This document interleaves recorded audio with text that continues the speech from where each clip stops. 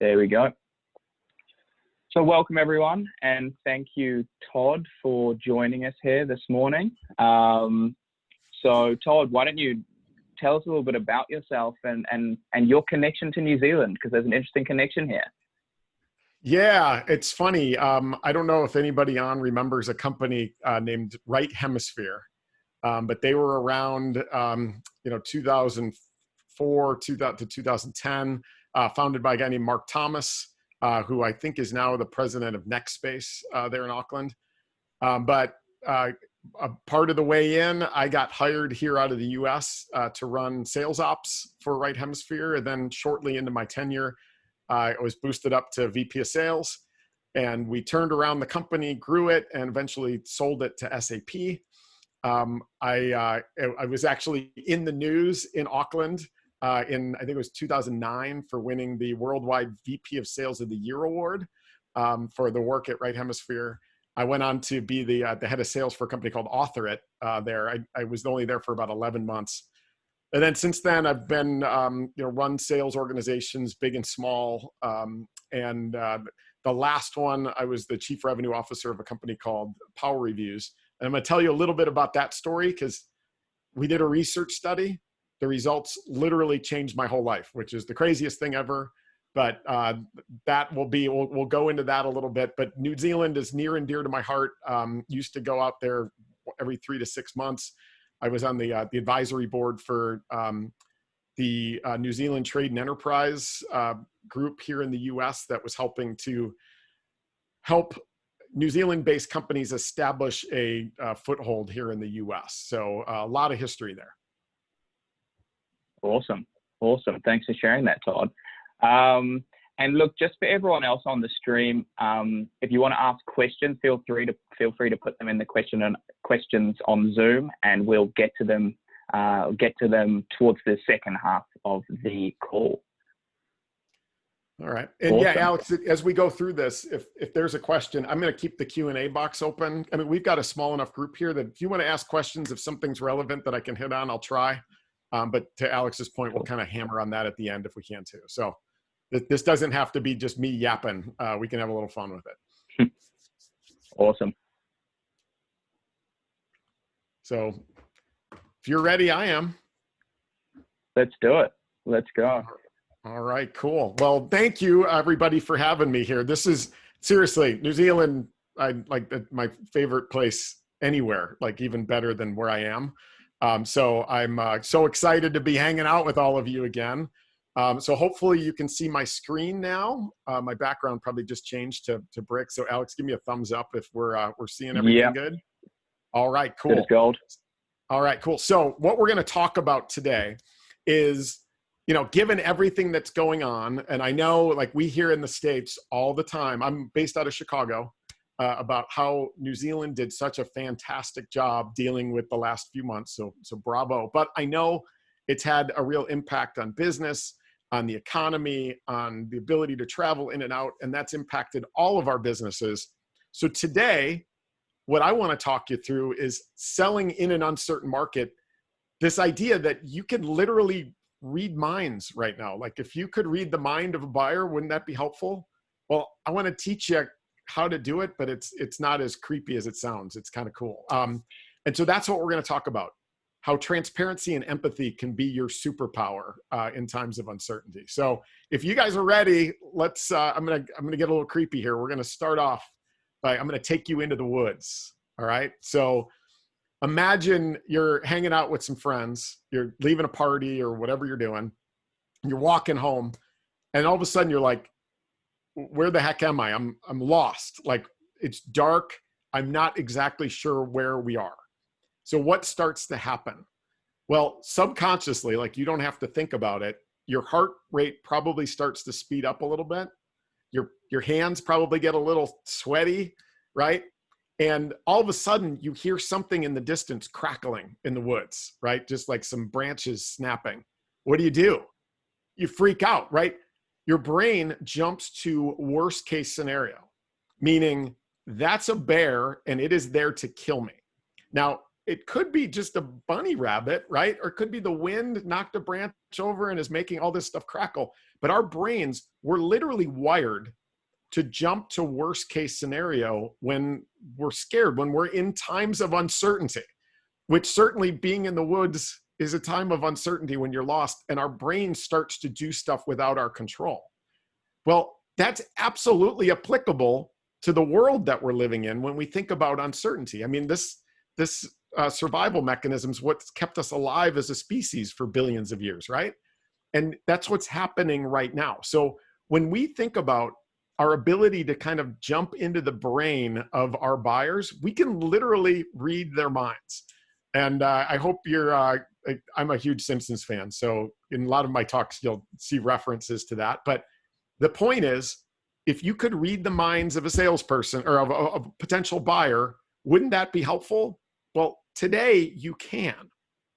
So what I want to do with that in mind, with our survival mechanism being to jump to this kind of uncertain, scared, subconscious world where our heart starts racing and we go, that's a bear. Let's think about in your own situation for a second. When you face a personal downturn, meaning you can see off into the future that, gosh, I don't know if my job is going to be stable. I don't know if I'm going to sell as much. I don't know if I'm going to have as much money. What do you do? Right? Well, I'm guessing there's probably three things you do, because it's certainly what I do. And turns out most of us are the same way. The first thing you probably did or do is you reduce your discretionary spending, right? So you look at the nice to have things and you say, first thing I got to do is make sure that I'm not spending money on stuff I really don't need. So that could be a personal trainer. It could be that new furniture you had your eye on, maybe a new car, whatever that is. It is likely the first thing you did is said, let's pause that, like hit the pause button on that one, right? So that's number one.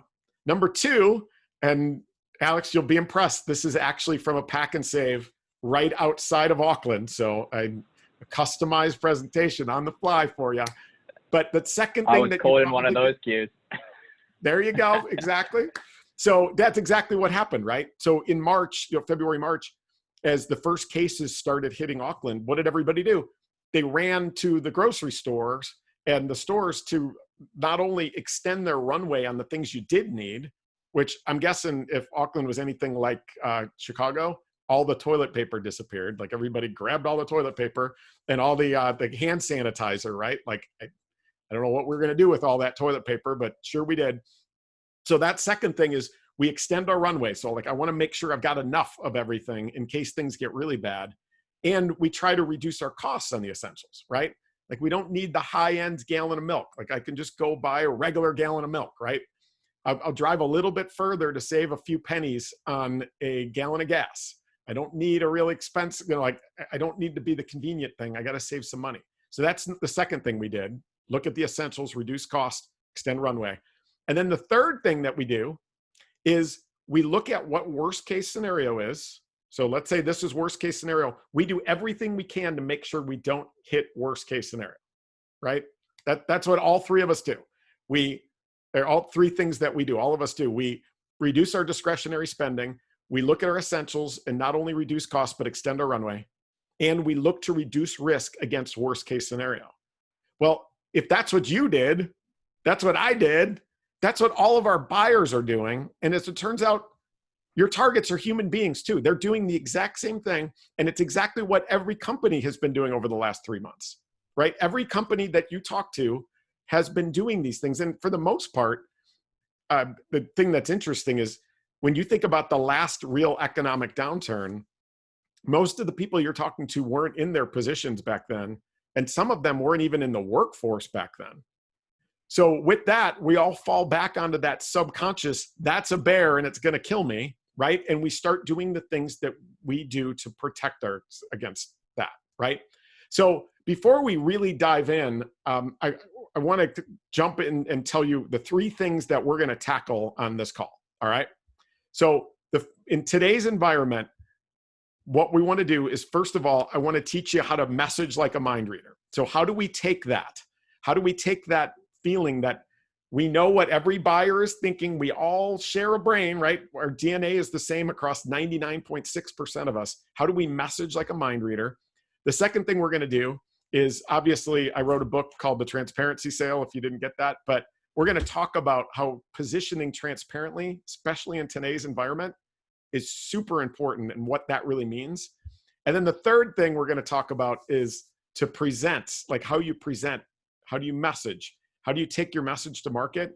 And we're going to do it like a reality TV show, and not the Real Housewives of Auckland, by the way. I'm going to get that out of the way right now. Alex, I could not believe when I looked that there is a show called The Real Housewives of Auckland. Like that's sad. We're actually going to talk like reality makeover TV shows, not just crazy reality TV shows. So I don't know if any of you guys watch that, but that's what we're going to do. All right. So if we're cool, let's keep going. I don't see any open questions, but I haven't really talked much yet. So let's keep going. So first, let's talk about messaging like a mind reader. So again, when we take that step back and think about what we're all thinking about, reduce discretionary spend, look at your essentials and either extend your runway on those or reduce your costs on those. And number three is to reduce your risk against worst case scenario. Here's the thing that, and I actually posted about this today because we're 3.5 months in and I still see people getting this wrong, is messaging created during an up market will fail in a down market. And what that means is when all of this stuff started happening, did you change your messaging? And it's not just the words coming out of your mouth, but looking at your website, looking at all of your supporting materials. And in my opinion, but the data and the research backs this up, is that you should consider taking your messaging from pre-February, throw it out. I know that sounds crazy, so select all, delete, and then go get in a room and go, who are we as a company, as an organization right now? And why should we care? And align it to the things that your buyers care about. So I'm going to give you an example here. This is one of my clients. It's a company called Envoy in San Francisco, California. Envoy, what they do is often office check-in systems. So when you go to an office, and I think they've made their way down to Auckland, and if not, there's other companies that are like it. But let's say you're going to go to an office, there's a little iPad, and then you check in, you say, I'm here, and I'm here to see Alex. It'll take your picture, it'll print out a little guest pass, and then it'll let Alex know that you're there. Guess what? When all the offices shut down, so did Envoy. Like, who needed office equipment and office technology in such a down market? So Envoy, that was on fire. They were growing at a crazy rate. They had just tripled the size of their sales team, immediately started laying people off, right? Because that's what was going on. Their pipeline just disappeared. However, in conversations with them, they took a step back and said, all right, what do our customers care about today? Well, first of all, they're going to care about going back to an office eventually. Like, we're not going to be virtual forever. At least I hope. I'm staring at the little green light on my laptop, only like it's going to burn my retinas. But what are companies going to care about when they come back? Envoy, you've got the technology to help with that. Let's change the message around reduce discretionary, extend runway in the essentials, reduce risk. And so this is their website in February. This is their website today. You'll notice even in the cartoon at the bottom here, that the cartoon, let's see, it's this way. The people have masks now, right? They didn't have masks in the old one, but it says Envoy makes workplaces safe no matter what, right? They took their messaging and they threw it out and rewrote it for today's environment. And guess what? They're back to 80% of where they were before, and they see the path to go grow on top of it. So my advice to each one of you is to look at your value proposition right now and go, all right, was this developed in an up market? If it was, throw it out and start over. Start over in today's world and go, who are we today? And why should anybody care about it more right now than ever? I think that's so important. I just went through an exercise. I'm doing a keynote next week, and I was given an advanced list of who's registered, and I was looking at the company names on that. And I started looking, and I was going to their websites and finding that there was a lot of discretionary language still on their websites. Revenue growth. I know this sounds very counterintuitive. Revenue growth is a nice to have right now. Most companies, if they get revenue growth, they're like, wow, that's cool. Like, we're one of the lucky ones.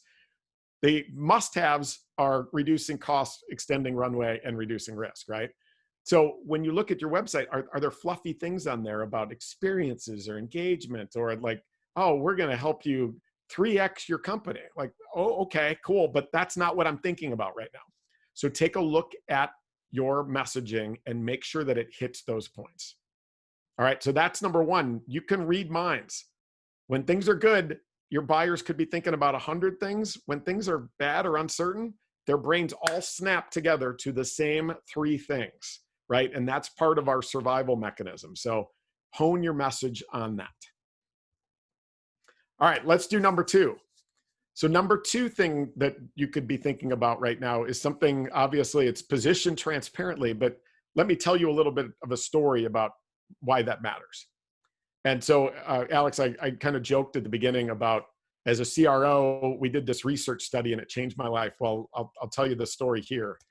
I was the chief revenue officer of a company in Chicago called PowerReviews. And if the name doesn't give it away, what PowerReviews does is they help retailers and brands collect and display ratings and reviews on their websites. So you're buying a pair of shoes, you look at the shoes, you look underneath it, there's reviews. That was us helping to collect and display for that organization, right? So that was what our technology did. Here's the thing. We did a study with a local university here in Chicago. It's Northwestern University. And it looked at, what do buyers and consumers do when they're evaluating something when a website is acting as the salesperson? And here's first of all, the first data point, which doesn't surprise anybody, and I would assume everybody listening in here feels the same way, is that today, in today's environment, we all look at reviews, right? 96% of us look at reviews before we buy something of medium to high consideration. So like, not like a pack of gum, but medium to high consideration that we haven't bought before. 96% of us look at reviews. So no surprise there. But here's the thing that literally I looked at it and thought, wait a second, could this apply to human selling? And I'll give you the punchline now. It does. Is, first of all, 82% of us go right to the negative reviews first, right? So when you're reading reviews, you skip the 5s and go right to the 4s, 3s, 2s, and 1s. And when a product has an average review score out of 5 of a 4.2 to a 4.5, and that's across all product lines, so some skew higher, some skew lower. When a product has an average review score between a 4.2 and a 4.5, those products actually sell at a higher conversion rate than any other review score, including a 5. So to play that back for you, number one, we're wired to go to the negative first. 82% of us do that. But number 2 is imperfection sells better than perfection. Transparency sells better than perfection. A 4.2 sells better than a perfect 5. Now that like seemed totally crazy to me, right? So I started doing the research around it because I'm a behavioral science nerd. And so I started reading and trying to do the research about, hey, if this happens in the B2C world, meaning when a website is acting as the salesperson, would the same thing happen if it was a human selling, right? In a B2B environment, turns out it absolutely is. And so to give you a little feel for what this means and how you should start thinking about this. And Alex, remind me, you guys have IKEA in New Zealand, right? It's on the way. It's on the way. Apparently. All right. Okay. Yeah. So I'm going to give you some forewarning. IKEA is the largest furniture retailer in the world. 10 years in a row. #1 furniture retailer in the world. And I'm going to warn you, if you've never been to one, the experience sucks. It's horrible, yet it's packed all the time, every weekend. And I'm going to tell you why. So in terms of the experience, what you're going to find is you go in and it is like there's people everywhere. It's not intuitive as to where you find things. So you're looking for bedroom furniture. You wind through like curvy, winding hallways. You finally find what you're looking for. There's no salespeople on the floor, nobody to help you. But there's a little tag next to the piece of furniture. So you have to write down the code or take a picture of it with your phone, because you're going down to the warehouse yourself to pull the boxes off the shelf. So the little code will have the slat number. So it's like aisle 2 slat 21, and you grab those boxes. There's a little cart you'll put it on. The cart doesn't have brakes, by the way. That's a fun one. When you're pulling a 200-pound box onto a cart that doesn't have brakes, you'll enjoy that experience. You wind the thing out into the parking lot. They don't let you take the cart all the way to your car. They have parking areas right by the door because they don't want people pushing 200-pound carts out into the parking lot. So you have to back in and then try by yourself, nobody to help you, get these boxes into the back of your car, Tetris style. And, I know from my last experience in Auckland, a lot of you have hatchbacks and the smaller cars. So good luck with that. You'll have a blast. You drive home with an injury or two as a souvenir. And then you open the box and the instructions are all diagrams. There's no words on the instructions. And typically there's 150 parts that aren't labeled. So you got to take it and line the two up. You F-bomb your way through the assembly of this furniture. And when you're done, you'll look at it and go, you'll get an endorphin rush. And you're like, wow, that looks pretty good. We should have bought the end tables with it. Let's go back, right? It's crazy that the experience can be so difficult, but here's IKEA's value proposition. They tell the world, hey, listen, we're going to give those things up. You're going to find it. You're going to pick it. You're going to jam it into your car. You're going to assemble it yourself. But we're giving those things up so we can give you modern Scandinavian design furniture that's pretty cheap. Like you didn't pay much for it, right? And that's why they keep winning. When you think about your organization, what are you giving up to be great at your core?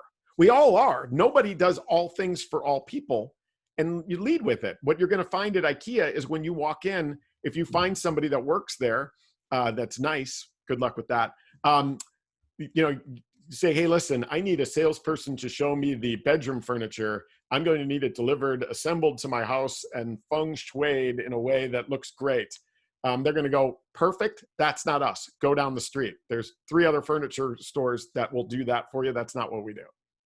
And there's a real opportunity for you to do that in your own work environment. Now, let's take that to the B2B world. The first time I tried this, magic happened. And so here's an idea for how you could potentially think about doing it. This was a few years ago, right after I'd stumbled upon all this research. I was in New York. I had a afternoon open, and my afternoon had just canceled, so I was trying to figure out what to do with myself. My VP of sales, who reported up through me, sent me a text message saying, Todd, we just got a great lead for a big apparel retailer brand in New York. It's Calvin Klein. So we're all friends. So Calvin Klein sends an inbound lead. I'm like, Calvin Klein, that's a great one for us. We should go after that. So I called my VP of sales. I'm like, all right, talk me through what's the process. What are they going to do? And he said, well, they're going to issue a request for proposal, an RFP. So we're going to have to fill that out. And then if we make the cut, we're going to fly up to New York on our own dime, of course, and we're going to do a full presentation there. And I was like, New York? I'm in New York right now. Hey, could you reach out to their head of e-commerce and see if the guy might be available for coffee right now? I've got an afternoon open. I know it's a 1 in 50 shot, so no pressure, but go ahead and ask him. So the rep asked him. I don't know how the rep positioned it because it all worked out. I went to the office. If any of you have ever been in Manhattan, the offices are very small and in the summer, very hot. But we go in, I meet the guy, we go into his office. Again, I'm under the impression that we're going to go have coffee. First thing he does is he points, he's got a monitor. There's a monitor arm sticking out of the wall. And he's like, you could plug your laptop into there for your presentation. And I'm like, presentation? I thought we were having coffee. Like, what are you talking about? I look to my right and people are wheeling chairs into the office, 7 of them. So we're in this tiny office. It's hot. There's 9 of us jammed into this office and they think that I'm there to give a presentation. So I had just stumbled on all of this research. This dude, this head of e-commerce, was New York in the best way possible, right? There was no small talk. It was just get right to business. So he starts the conversation with this. He's like, Todd, we had your competitor in here. We've got you in here. How are you better? And he kind of sat back. The other people in the room kind of geared up, like, here comes the sales pitch. And so I flipped the script and did the opposite. I mean, partially because if this didn't work, I was there all by myself, so no one could tell, right? Like I wouldn't get in trouble. It was perfect. But anyway, I just started by saying, hey, before we get too far down the path, because I know you've got a bunch of people in here, you're investing a lot of time. That competitor that was in here just released something new that they probably told you about, but if they didn't, it's something that's not on our roadmap. It's not even something we've contemplated. So if that's going to be important, can we start there with something they're better than us at? They all looked at me like I was insane, but they're like, yeah, tell us about it. Like they didn't tell us about that thing. Like, oh, okay, cool. Well, we do ratings and reviews. This is a plugin that does this thing called ad retargeting. And I kind of got nerdy about what it does, but their first customer was also in the apparel space. And basically I sold as though I was the competitor, which is insane, I know. But they were looking like, yeah, we're looking for ratings and review software. Like why would we go to a ratings and review software for ad retargeting? I'm like, why are you asking me? I don't know. Like, that's why it's not on our roadmap. They were laughing. They were joking about it. And after about 10 minutes, they said, yeah, not something we care about. Like, not on our requirements list, and it won't be. Like, all right, cool. Well, let's talk about where we're good. All right. And like why we win. So I went into that for literally 5 minutes, and it was not a presentation. I was just talking. The 15-minute point, that head of e-commerce kicks everybody out of his office except me and him. He pulls out a folder from his credenza, the same one that had the monitor arm sticking out, opens it up. It's got his e-commerce budget for the year on it. 5th line item down is ratings and reviews software and a dollar amount. He says, can you hit that? Now, I'm telling you, in my career of selling, I'd never had anybody show me their actual budget. And it was literally the first time I tried leading with a flaw, leading with transparency. We ended up talking through the pricing. 10 days later, he called me to tell me that they've decided to throw out the RFP process, throw out the need to fly into New York and do a full presentation, and that they were going with us. So in what would have been a 6-month sales cycle, we got the answer in 10 days, and then we had a few weeks of terms and conditions we had to negotiate. But the point is, when I led with a flaw, when led with transparency, it disarms the buying brain's resistance to being influenced. And you've done all the homework for the buyer, because typically we present as though we're perfect, right? We present as though we're a perfect 5.0. As it turns out, we're wired to get to the negative first. A 4.2 to a 4.5 sells better than a 5. I positioned ourselves as a 4.2. And guess what? Magic happened, right? Win rate, or sales cycle shrank, win rate went up. We won a deal that we should win. If it turned out that ad retargeting was going to be super important to them, I'd rather lose now versus have my team fill out a big RFP, fly up to New York and find out, hey, you guys don't have ad retargeting. So like, well, that would have sucked. Now my team could have spent time on deals that we should win. And then the punchline on all this is that when he called me to tell me that he had selected us, that was when the competitor went into hard sale mode for their ad retargeting technology. And he stopped them, and it was like, whoa. PowerReviews' chief revenue officer has already tried to sell us on that. We're not interested. We don't need it. And so that was really funny. So you make it really, really hard on your competitors when you lead with your flaws too. And to the point here is that I want you to consider what your buyers spend time on when they're evaluating your stuff, right? As it turns out, and this is a study done by Gartner, it used to be CEB, but it looked at where buyers spend their time. And as it turns out, buyers only spend 39% of their time in a purchase process, or the 22 plus the 17, talking to you, talking to your competitors, or talking to their internal buying groups. 61% of their time is basically back channeling you, getting at the information that you don't give them, right? Because we tend to talk as though we're perfect. Well, our buying brain needs to get to the negatives. So what do? Well, we look for the references. We check with analysts. We talk to our peers. Who else has experience in this stuff?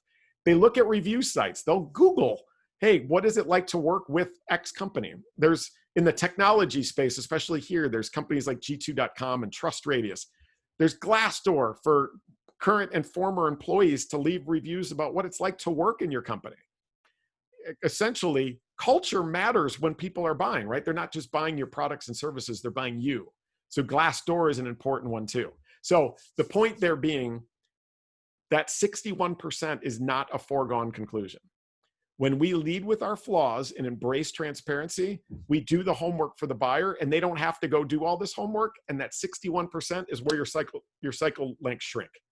So lead with your flaws, lead with transparency. But I would also go through all of these things and find out what would a buyer find on their own when they were doing their homework, because you know they're going to do their homework. The proliferation of reviews and feedback means that we have to embrace transparency now anyway. And then put your messaging together and buckle up, because this is a big one. It's it's a term that was coined by a supermodel, Tyra Banks. And it's crazy that Tyra Banks's knowledge and her wisdom is going to impact the way you sell, but she coined the term flawsome. And what flawsome means is to embrace your flaws, but know that you're still awesome, right? Tyra Banks has created, she's like a media mogul, having created a whole business venture around this idea. But the same goes true for your businesses and what you sell. As it turns out, nothing that we sell is perfect. The buying brain is wired to know that. And my advice for you here when I think flawsome is, I'm not advising any of you to go into your next sales environment and say, hey, this is why we suck, right? Like that's taking it too far. Flawsome means that we're awesome. Otherwise we wouldn't be in business. But here's what we're not good at. Here's what we're giving up to be great at our core. So think like IKEA, right? And there's a number of other companies that have done a really good job of giving up certain things to be great at their core. Your company has got the same thing, maybe not to that extent, but stop trying to be all things to all people. Embrace your flaws, lead with them, and you'll find that sales cycles speed up, win rates go up, and you'll be working the deals that you should be working. All right? So that was number 2, one left. Let's talk about this third one, which is to present like a reality TV show. And that sounds crazy, right? Like, what does that mean? Well, and I know in my time in Auckland 10 years ago, we all as entrepreneurs, as leaders, we want to talk about ourselves, right? We want to talk about how great we are. Well, it turns out there's one really important concept I want you all to think about. So number 1 here is our brains are actually wired to make all of their decisions in the feeling and emotional center of our brain, right? So when we use logic to justify a feeling and emotional decision. So when you lead with ROI, when you lead with stats and data, you're actually polarizing the buying brain. And so that runs counter to a lot of the ways that we typically present. But what I want to do, I want to take you into a study here that'll maybe solidify this a little bit. And this study blew my mind. I think it's super cool. But it was done by a researcher, Martin Lindstrom. Martin Lindstrom, in a lab in California, brought 2,080 smokers into the lab. So these are 2,080 people that smoke habitually, right? What they did is when they first came in, they showed them a cigarette warning label, just like this one, all right? Although actually it was not just like this one. It was more like the ones that are closer to you guys, kind of the gross ones. The ones that it's not just a cigarettes will kill you, but it'll have a picture of somebody's lung falling out of their, all right, I've gone too far. But the gross pictures that go associated with it. They showed these people the cigarette warning labels, and in every case, and then they said, what does this cigarette warning label make you think? And in every case, these people looked at it and they're like, oh, gosh, I got to quit smoking. Yeah, this is killing me. I need to stop. Very logical, right? But then what do? They took them into what's called an fMRI machine, which is a functional magnetic resonance imaging machine, which is basically sensors that they can put all over the head that literally can see what areas of the brain are lighting up at different times. And we've now gotten to the point where we can pinpoint what's going on in the brain and what kinds of triggers are happening. So he puts them in the fMRI machine, so they're laying down, shows them another cigarette warning label. What do you think happened? Well, in every case, their craving center would go off. When they saw the cigarette warning labels, their brain subconsciously was telling them, gosh, I haven't had a cigarette for a while. A cigarette would be really good right now, right? So the cigarette warning labels are literally telling the smoker's brain to go have a cigarette. They're doing the opposite of what you think they will do. Now, what does this have to do with sales? Well, surprisingly, it's got a lot to do with sales. And I'll give you an example, and it's probably your logo slide, or what we call the NASCAR slide. You know, NASCAR here, and I'm sure it's called NASCAR there too, but like a NASCAR is a stock car that's covered in logos. So that's why we call it the NASCAR slide. I want you to imagine, and I'm wondering if you guys use NASCAR slides in your presentations. Well, here's what's happening to the buying brain when they see your NASCAR slide at the beginning of a presentation. Imagine that you're presenting this slide as your NASCAR slide to 10 people. 5 of them are for you. So when they walk in, they're like, you know what, I'm leaning towards going towards Alex here. I'm in. 5 of them are kind of on the fence. Like they're not sure. They might be leaning towards a competitor, or maybe they want to not do anything at all. So let's look at the first 5 that are in your camp. They're for you. And you put together this slide because you are so proud of the companies you work with. What happens to their brain? Those 5 are going to look at this and go, wow, that's really impressive. If they're good enough for these companies, they're good enough for us. I'm going to take this, I'm going to file it in my brain as something I can use to justify why I'm going with Alex. But what about the other 5? The same slide that you are so proud of will be used against you in the purchase. And here's how. There's 3 people, or just two of the other 5 are looking at this going, wow, these are big companies. Holy crap. Like, you know, Commonwealth Bank, Australia, gosh, Air New Zealand, whoa, IKEA, Facebook. These are big companies. Man, we're going to get lost.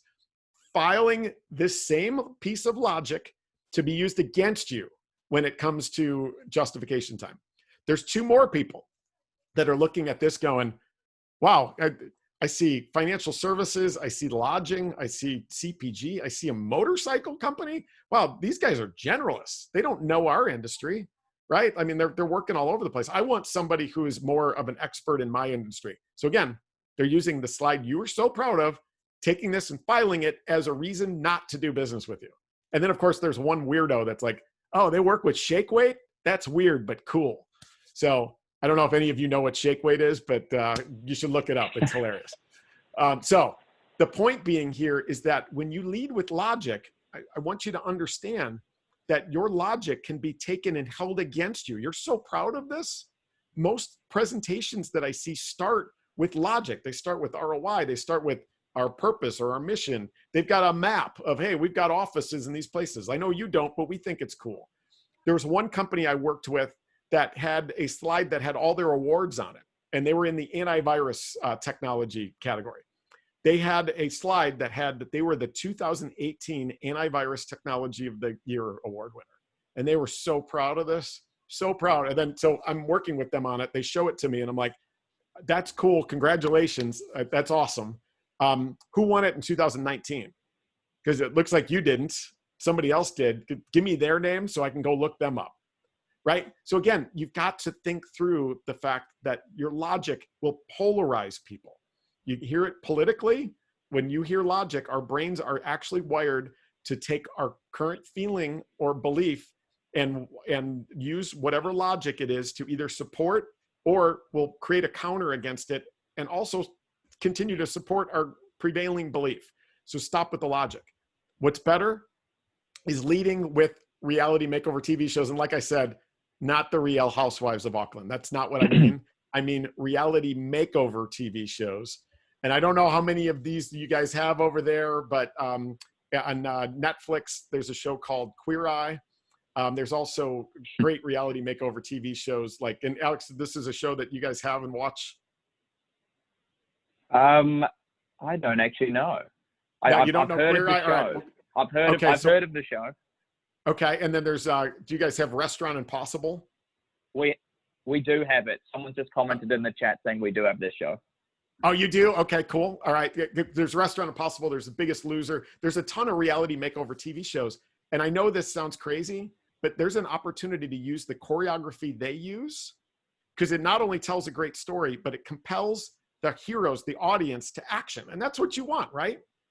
So I'll tell you, Dale, thank you for telling me that you have it.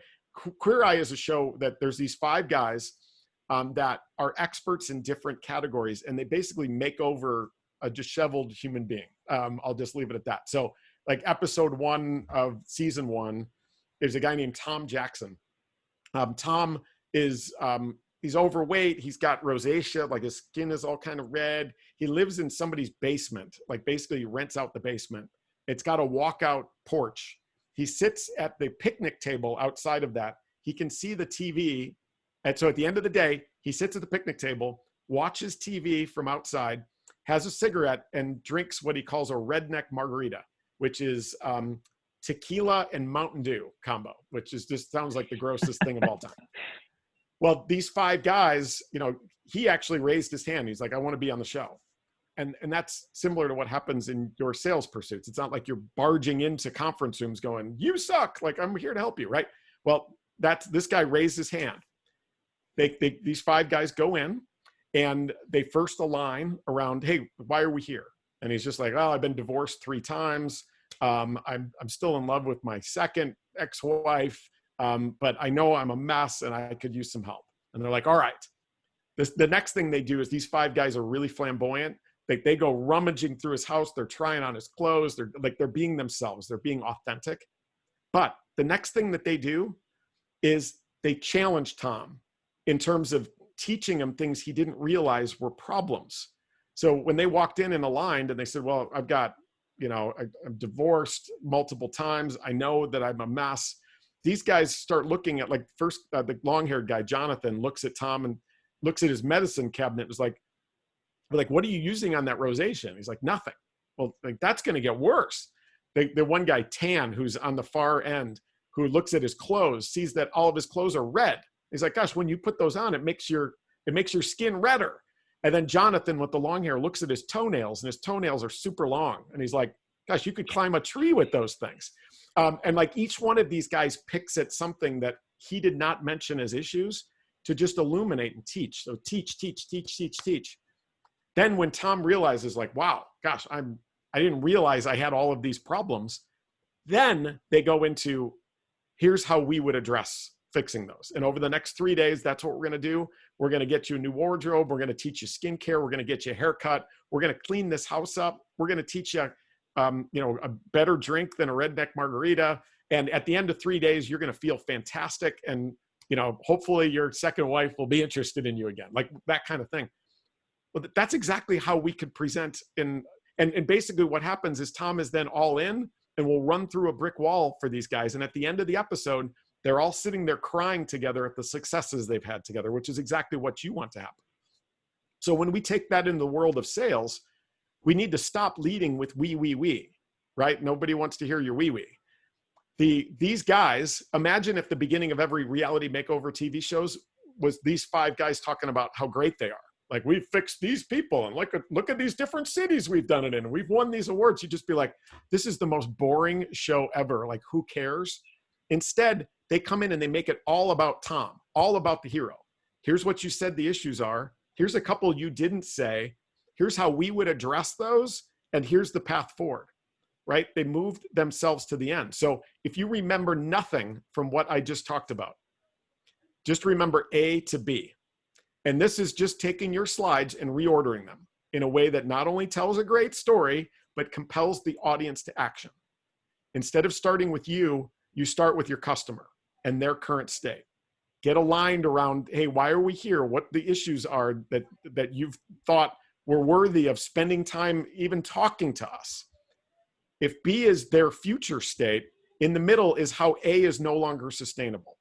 So if you follow this path in your slide choreography, you're going to tell a great story, but it's going to be so compelling to the audience. Start with their current state. Hey, you mentioned that we're here for this problem and this problem, but knowing companies like yours, there's a couple of things you didn't mention. Like, is this an issue? Is this an issue? Oh yeah? Well, we can see the data behind that. And once you kind of pick at that enough, you go, all right, based on the things that really resonated, here's how we would handle it.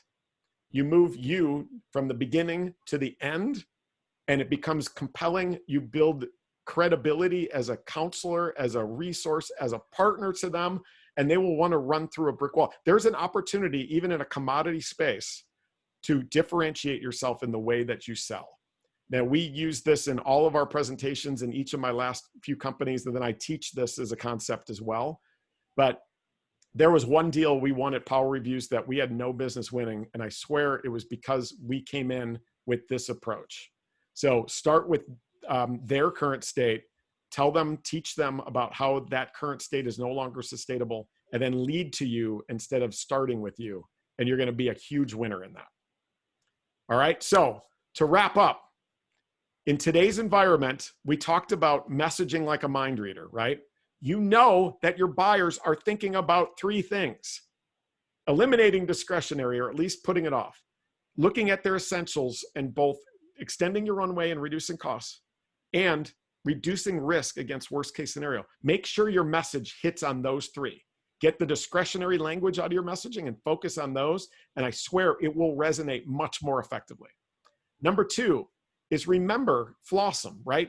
When we position and lead with flaws, transparency sells better than perfection, both from a behavioral science perspective around the data that I shared, but also due to the proliferation of reviews and feedback. You can no longer hide your flaws and expect to get away with it anyway. So now is the time to embrace it. And when you lead with it, you're going to find that your sales cycles speed up, your win rates go up, you will be working the deals that you should be working and stop working the deals that you're going to lose anyway. Again, lose fast if you're going to lose, right? And last but not least, think about your presentations and present like a reality makeover TV show, right? Start with the client instead of you. You don't need to talk about how great you are. Talk about how great they can be. When you layer it in that choreography, you're going to bring them in, because our brains don't want to listen to you talk about yourself. And you're going to find that they're in and they're ready to take that journey with you. All right. So with that, Alex, I don't know if we've got any questions so far, but I'm yours through at least the top of the hour, and I've got no place to be. But for everybody else, I'm online on LinkedIn. You can follow me on Twitter at T Caponi. And then the book is anywhere books are sold. Fish Pond has got it. Mighty Ape's got it for a little cheaper than Fish Pond. And then, of course, it's on Amazon or anywhere else that you buy books. And happy to be a resource for you, too. So, Alex, what do we have as far as questions go? Awesome. We just got a question in from Jared Doolin here. Todd, where does a cold call pitch to implement your selling approach due diligence will be key, i.e. you need some sense of the inside issues to solve. Beyond public info, it can be challenging to access those key issues. Yeah, I think I understand what the question or the comment is there. Here's the thing. So you work with lots of companies, right? Like I know the companies I work for, what I find is our technology, like when selling technology, for example, our technology solves 5 key issues pretty consistently, right? And so what we did, the first thing we did, because we can't read minds in terms of what issues they're facing. And so we know what the 5 issues are that we continually hit on that vertical. So you've got to almost lay it out by vertical. When we walk into these presentations, or when we do a little pre-call qualification and the customer says, I have this issue and this issue. Like, okay, cool. Well, let's talk a little bit and understand what that means. Hey, companies like yours also tend to have this as an issue too. Is that something that you have? They either say yes or no. And what about this one? Typically, and I lay out in the book the choreography, it's normally you bring in 2 to 3 ideas for them that other companies like theirs are sharing or are having. And you'll find that you are able to quickly diagnose that. For example, the other reality makeover TV show that I often talk about is Restaurant Impossible. So Restaurant Impossible, it's this guy, Robert Irvine, is the chef. He's a big dude. But it turns out that what he does is he goes into struggling restaurants that have volunteered to be on the show and help turn them around in 48 hours. And almost every time he walks in and they align around, they do the alignment. And the person's like, well, there's the economy in this neighborhood is not real good. And there's another restaurant, Italian restaurant, we're Italian, they're Italian, down the street that's been taking away our business. He's like, okay, cool. he looks around a little bit and like he rubs his fingers across the buffet and a bunch of dirt falls down. And he's just like, yeah, it doesn't really cost you anything to clean. Like this place isn't clean. And then he walks along the floor and finds like a soft spot in the floor, lifts up the carpet and there's a hole. And he's like, wow, this place is in disrepair too. Like you didn't mention those things, right? He does it in an aggressive way. I'm not saying that you should, but the point is when you hear what they have to say, you know more than those customers. Your role as a salesperson is to be their guide, be their Sherpa, but help them see outside of the bubble that they're in. So introduce those ideas. They don't all have to resonate, but I bet you one or two will if you know your current customers and what that customer is likely facing before you get in. Such a good point, Todd. And I think further to that is like, it's okay to be slightly off. Like you don't have to get it 100% right. But just ask your prospect as you're talking to them about these things. Like, hey, look, does that sound about right to you? Are you seeing those kind of situations yourself? And figure it out together. But at least you've got a starting point. That's exactly so right. I've got a few other comments coming in saying, loved it, looking forward to doing the book. Oh, I've got a question from Scott here. Is how is the sales profession seen in the US? It's not that revered here in New Zealand. Yeah, it's a great question because I'm a nerd for behavioral and decision science, but I'm also a super nerd for sales history. Like I have a book from 1947 on sales that I've read twice, but then I followed the references back, and now I'm reading a book from 1919 on sales. And I've been doing a bunch of research into before that, and so I've got articles from the 1890s. Here's the thing: back in the 1800s. Sales profession was seen as the slimiest of all professions, right? Like snake oil sales is an actual thing. And I could talk to you about that. The stories are hilarious. Back in the 1910s, sales became like it was well thought of in the professional circles, right? That salespeople were the success or failure of businesses and they were well respected. Well, something happened in the 1930s that turned it negative. And it became slimy for forever. And a lot of it has to do with, lying, the hiding of flaws. Gallup, the Gallup organization here in the US, does a survey every year of the most to least trusted professions. And out of the bottom four, two of them are sales, and then two of them are political. So they're members of Congress and senators here.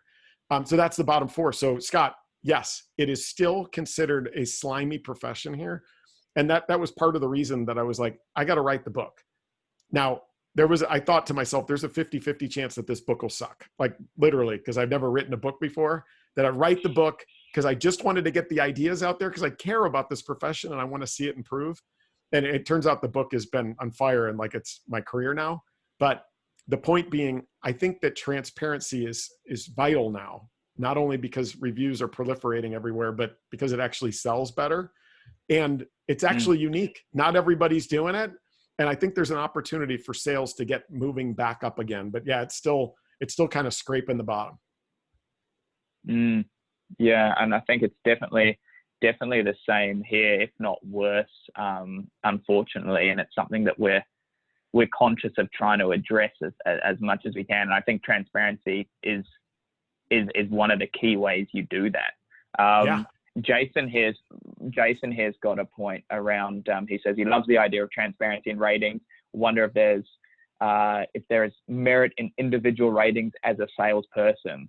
Around trustworthiness and helping engagement. Yeah. So the concept of ratings and reviews. It's basically the point of the book and the point of the transparent talk is about the fact that you can take the learnings of how buyers act when a website is acting as the salesperson and apply that to human selling.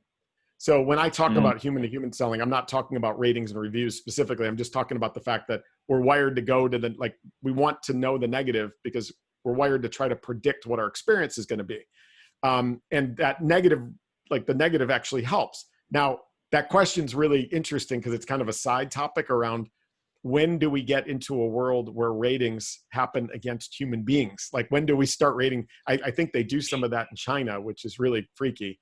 But there are real estate firms that are doing this now, where realtors, like, you're going to go buy a house, you can look at 5 realtors and then see the reviews.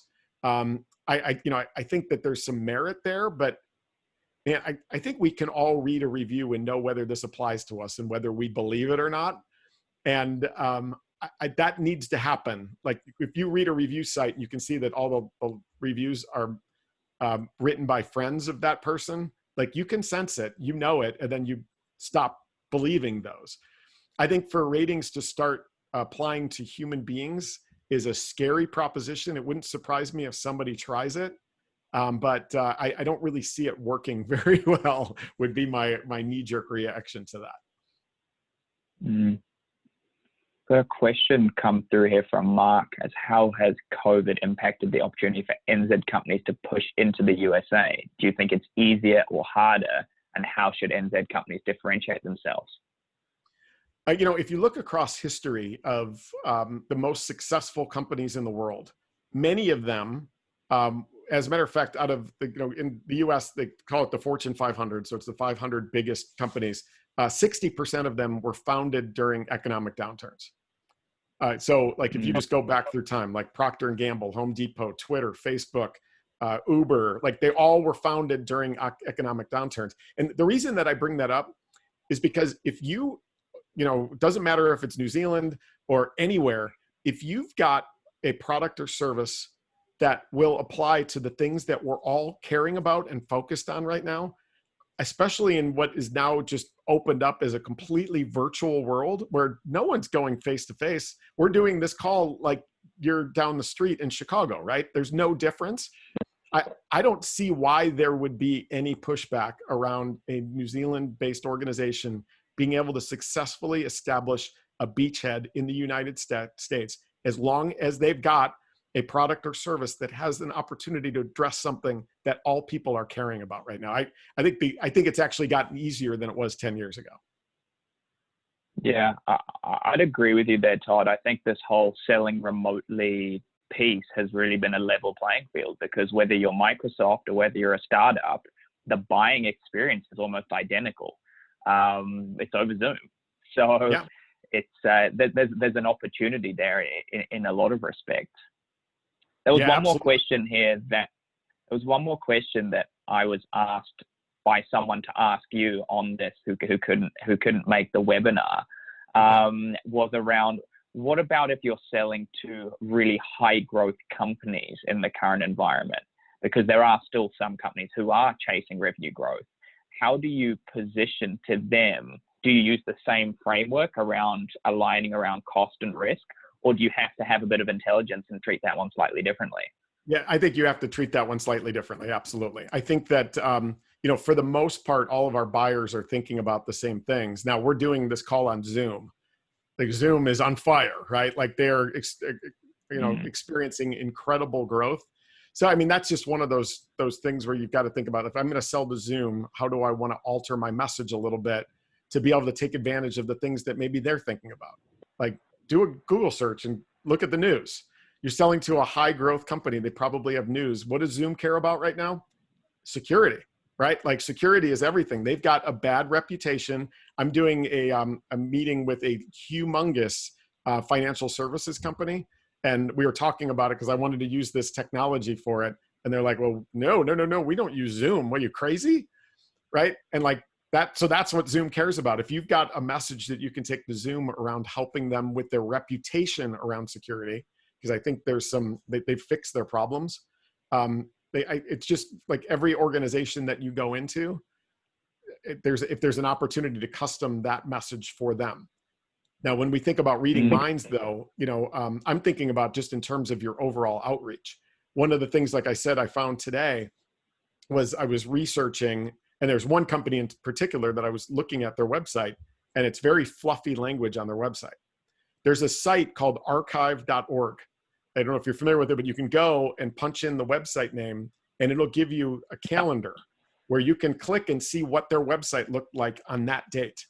And so I looked at 8 companies, and I punched up their website now, and then I went on there and looked at their website in February. And what I found on 6 of the 8 was that they hadn't changed one word on their website. It was still exactly the same language as it is now. And gosh, the selling environment was completely different. I think we all need to recognize that and go, you know what, we need to think about who we are today and change that. So your messaging, your broad messaging, use the mind reading approach, or for anybody you know is kind of struggling. For everybody else, just, yeah, do a little homework and make sure that you're targeting the right companies with the right message. And I think a lot of this, Todd, just comes down to actually putting yourself in your buyer's frame of mind, right? It's actually empathizing with them and thinking, what do they care about right now? What are they thinking? Which is, I think, probably where a lot of us go wrong sometimes, is starting with us and what we're good at and all our, you know, value that we think we bring, rather than starting with actually who we're trying to speak to. Exactly. That goes back to reality makeover TVs, buddy. Exactly. See, I was paying attention. There you go. So look, that's time there, Todd. I just want to give you a massive thank you. This has been great. We've got some good feedback in the comments from people as well. Really appreciate your time, your expertise and wisdom there. And this will be a lot of help for a lot of people. So thank you very much.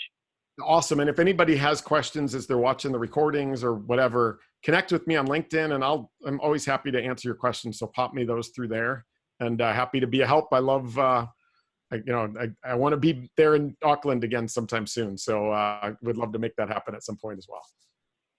Absolutely. We'll get you out here soon. Awesome, Todd. And thanks everyone for joining. Yeah. Thank you.